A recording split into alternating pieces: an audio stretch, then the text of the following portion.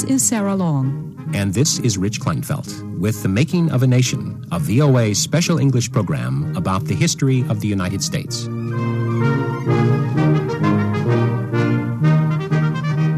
Today, we tell about the start of the American colonies' war for independence from Britain in the late 1700s.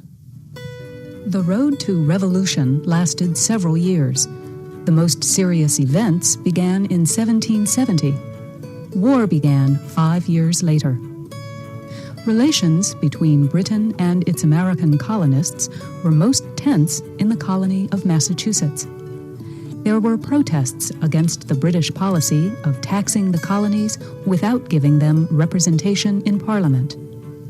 To prevent trouble, thousands of British soldiers were sent to Boston, the biggest city in Massachusetts. On March 5, 1770, tension led to violence. This is what happened.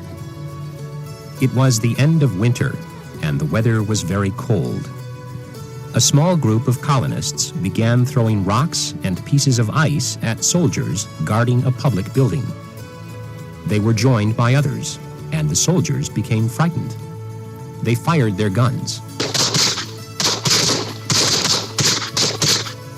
5 colonists were killed. The incident became known as the Boston Massacre. The people of Massachusetts were extremely angry. The soldiers were tried in court for murder. Most were found innocent. The others received minor punishments. Fearing more violence, the British Parliament canceled most of its taxes. Only the tax on tea remained. This eased some of the tensions for a while. Imports of British goods increased. The colonists seemed satisfied with the situation until a few years later. That is when the Massachusetts colony once again became involved in a dispute with Britain.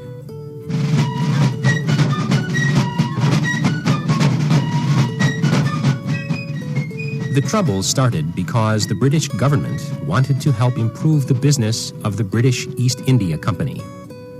That company organized all the trade between India and other countries ruled by Britain.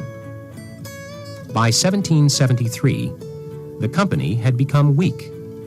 The British government decided to permit it to sell tea directly to the American colonies. The colonies would still have to pay a tea tax to Britain. The Americans did not like the new plan.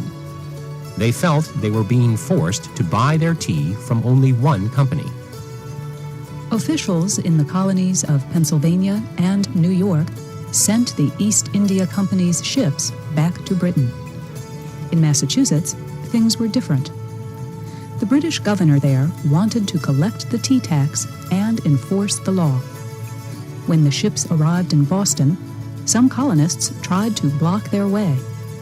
The ships remained just outside the harbor without unloading their goods. On the night of December 16, 1773, a group of colonists went out in a small boat. They got on a British ship and threw all the tea into the water. The colonists were dressed as American Indians, so the British would not recognize them. But the people of Boston knew who they were. A crowd gathered to cheer them. That incident, the night when British tea was thrown into Boston Harbor, became known as the Boston Tea Party.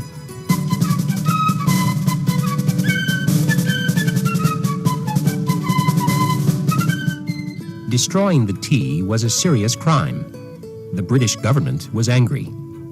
Parliament reacted to the Boston Tea Party by punishing the whole colony of Massachusetts for the actions of a few men.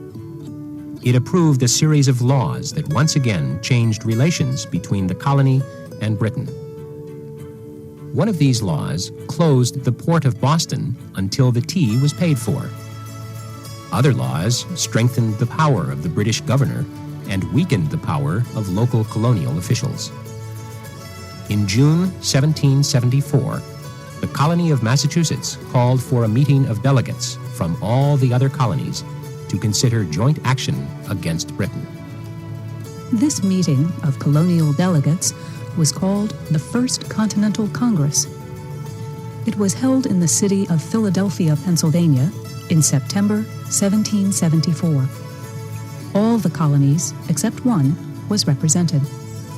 The southern colony of Georgia did not send a delegate. The delegates agreed that the British Parliament had no right to control trade with the American colonies or to make any laws that affected them. They said the people of the colonies must have the right to take part in any legislative group that made laws for them. The First Continental Congress approved a series of documents that condemned all British actions in the American colonies after 1763.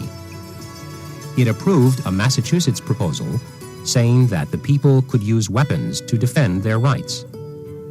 It also organized a Continental Association to boycott British goods and to stop all exports to any British colony or to Britain itself. Local committees were created to enforce the boycott. One of the delegates to this First Continental Congress was John Adams of Massachusetts. Many years later, he said that by the time the meeting was held, the American Revolution had already begun.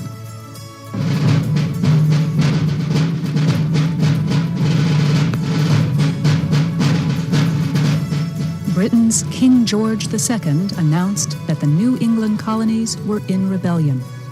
Parliament made the decision to use troops against Massachusetts in January 1775.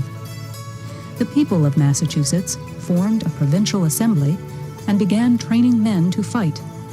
Soon, groups of armed men were doing military exercises in towns all around Massachusetts and in other colonies, too. British officers received their orders in April 1775. By that time, the colonists had been gathering weapons in the town of Concord, about 30 kilometers west of Boston. The British forces were ordered to seize the weapons, but the colonists knew they were coming and were prepared. Years later, Henry Wadsworth Longfellow wrote a poem about what happened.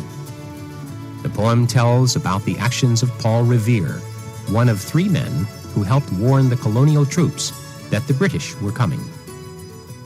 Listen, my children, and you shall hear of the midnight ride of Paul Revere on the 18th of April in 75. Hardly a man is now alive who remembers that famous day and year. He said to his friend, "If the British march by land or sea from the town tonight, hang a lantern aloft in the belfry arch of the North Church Tower as a signal light.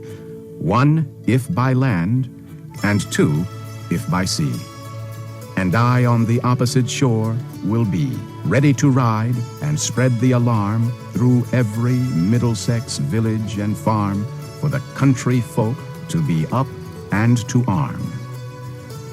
When the British reached the town of Lexington, they found it protected by about 70 colonial troops.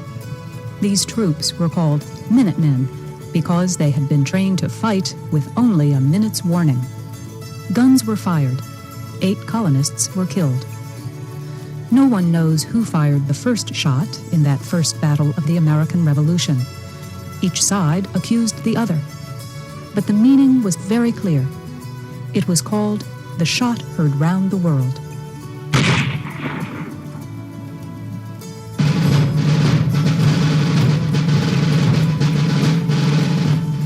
From Lexington, the British marched to Concord, where they destroyed whatever supplies the colonists had not been able to save. Other colonial troops rushed to the area. A battle at Concord's North Bridge forced the British to march back to Boston. It was the first day of America's War for Independence. When it was over, almost 300 British troops had been killed. Fewer than 100 Americans had died. The British troops had marched in time with their drummers and pipers. The musicians had played a song called Yankee Doodle. The British invented the song to insult the Americans. They said a Yankee Doodle was a man who did not know how to fight. After the early battles of the Revolution, the Americans said they were glad to be Yankee Doodles.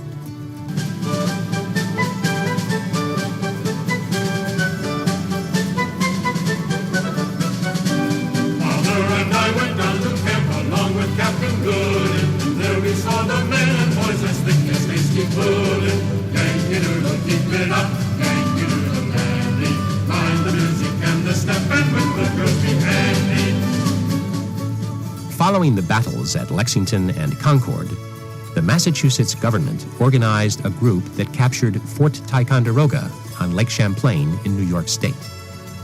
The other colonies began sending troops to help, and another joint colonial meeting was called, the Second Continental Congress.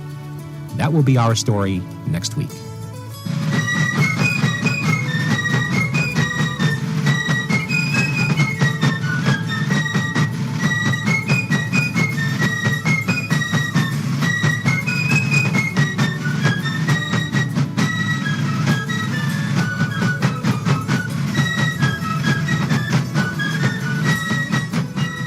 Today's Making of a Nation program was written by Nancy Steinbach. This is Sarah Long. And this is Rich Kleinfeldt. Join us again next week for another special English program about the history of the United States.